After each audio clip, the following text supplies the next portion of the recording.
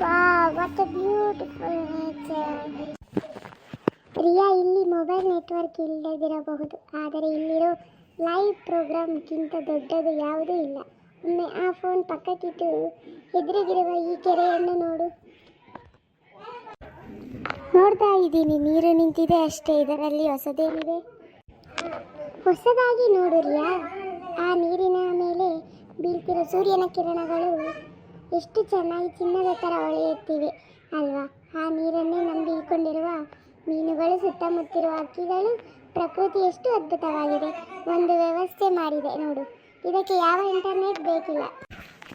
ನೀನು ಹೇಳೋದು ಸರಿ ಇರಬಹುದು, ಆದರೆ ನಗರದ ಲೈಫ್ಗೆ ಇದೆಲ್ಲ ಹೊಂದಾಣಿಕೆ ಆಗಲ್ಲ ಅನಿಸುತ್ತೆ. ನಮಗೆಲ್ಲ ಎಲ್ಲವೂ ಸ್ಪೀಡಾಗಿರಬೇಕು.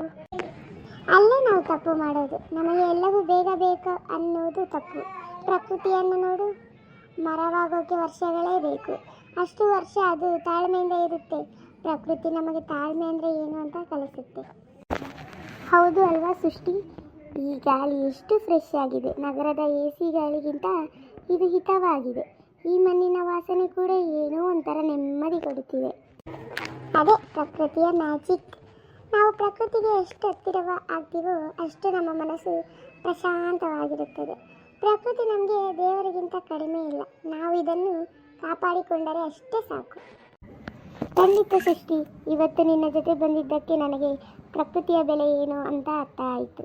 ಇನ್ಮೇಲೆ ವಾರಕ್ಕೆ ಒಂದು ಸಲ ಆದರೂ ಈ ಥರ ಜಾಗಕ್ಕೆ ಬರೋಣ. ಫೋನ್ ಆಫ್ ಮಾಡಿ ಈ ಹಸಿರನ್ನು ಅನುಭವಿಸೋಣ. ಖಂಡಿತ ರಿಯಾ, ಇದೇ ನಾವು ಪ್ರಕೃತಿಗೆ ಕೊಡೋ ದೊಡ್ಡ ಗೌರವ. ಈಗ ನಾವು ಹೋಗೋಣ? ಸರಿ ಆಯಿತು, ಬಾ ಹೋಗೋಣ. ಮತ್ತೊಂದು ವಾರ ಮತ್ತೆ ಸಿಗೋಣ, ಬಾ. ಆಯಿತು ಸೃಷ್ಟಿ, ಹೋಗೋಣ ನಡಿ. ಮನೆಗೆ ಬೇರೆ ಬೇಗ ಹೋಗಬೇಕು. ಇಲ್ಲಿರಬೇಕು ಅಂದರೆ ಇನ್ನೂ ಸ್ವಲ್ಪ ಹೊತ್ತು ಇರಬೇಕು ಅನಿಸುತ್ತೆ, ಆದರೆ ಏನು ಮಾಡೋದು, ಮನೆಗೆ ಹೋಗಬೇಕಲ್ಲ. ಸರಿ ನಡಿ, ನೆಕ್ಸ್ಟ್ ವಾರ ಬರೋಣ.